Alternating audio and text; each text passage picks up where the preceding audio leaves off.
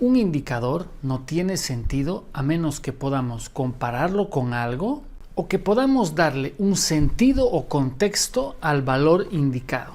Cuando un indicador nos muestra un valor determinado, necesitamos algún tipo de referencia para entender si ese valor es bueno, regular o malo, y para entender si hace falta tomar alguna acción correctiva o si podemos quedarnos satisfechos con lo que vemos. Los niveles de referencia nos ayudan a darle ese contexto a los indicadores y a ponerle límites a lo que es bueno y a lo que es malo.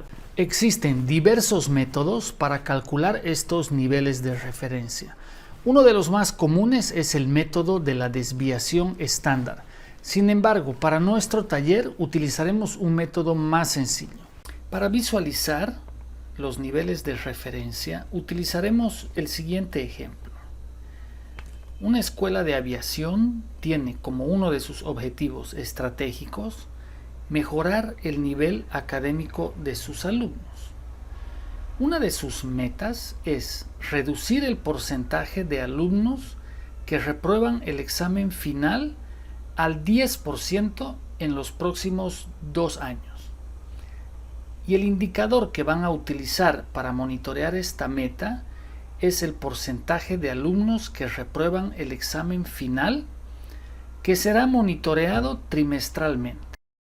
Vamos a colocar nuestro indicador en el eje Y y el periodo de tiempo en el eje X. A continuación vamos a identificar nuestra primera referencia. Usualmente para esto utilizaremos una referencia histórica. La más común es el periodo inmediatamente anterior, por ejemplo, el año pasado, o el promedio de los últimos 2 años, o el valor de los últimos 2 años, de los últimos 5 años, etcétera, etcétera. Va a depender mucho del tipo y la naturaleza de indicador. En nuestro ejemplo será el promedio del año anterior, es decir, el promedio de alumnos que reprobaron el examen final el año anterior, que es que fue del 25%. A continuación vamos a visualizar nuestra meta. Por supuesto que la meta ideal debería ser 0, es decir, 0% de alumnos que reprueben el examen. Pero en muchos casos esta es una meta que no es real ni alcanzable. Además, hay que tener en cuenta que usualmente existen factores externos que están fuera de nuestro control, por lo que en el momento de definir la meta se había definido que la misma sería 10%. Dependiendo del tipo de indicador, podríamos definir además cierto nivel de tolerancia. Es decir, cuando el valor del indicador es bueno, pero no tan bueno como la meta.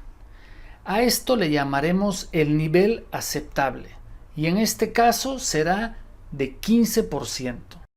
Finalmente, fijaremos un umbral máximo, es decir, un nivel a partir del cual los resultados son inaceptables y requieren algún tipo de intervención. En este caso, el umbral máximo será de 20%. Dependiendo del indicador, el umbral podría también coincidir con la referencia histórica o estar incluso por encima. La posición de cada una de estas líneas de referencia es variable y depende de cada indicador. Todo lo que está entre el nivel ideal y el nivel aceptable es la zona de datos aceptables, es decir, es la zona en la que deseamos encontrar nuestros puntos de datos y que no requieran intervención. Todo lo que está entre el nivel aceptable y el nivel inaceptable es la zona de atención o de precaución. Los puntos de datos que estén en esta zona indican que hubo una mejoría, pero no la suficiente. Finalmente, todo lo que se encuentre por encima del nivel inaceptable está en la zona en la que cualquier punto de dato representa malas noticias, ya que nos estaríamos alejando de nuestra meta. A estas zonas también se las conoce como zonas 1, 2 y 3, zona verde, amarilla y roja, zona aceptable, zona de precaución y zona inaceptable, etcétera, etcétera, etcétera. Mucho más importante que el nombre son las acciones que tomaremos dependiendo de en cuál de estas zonas se encuentran los valores de nuestros indicadores.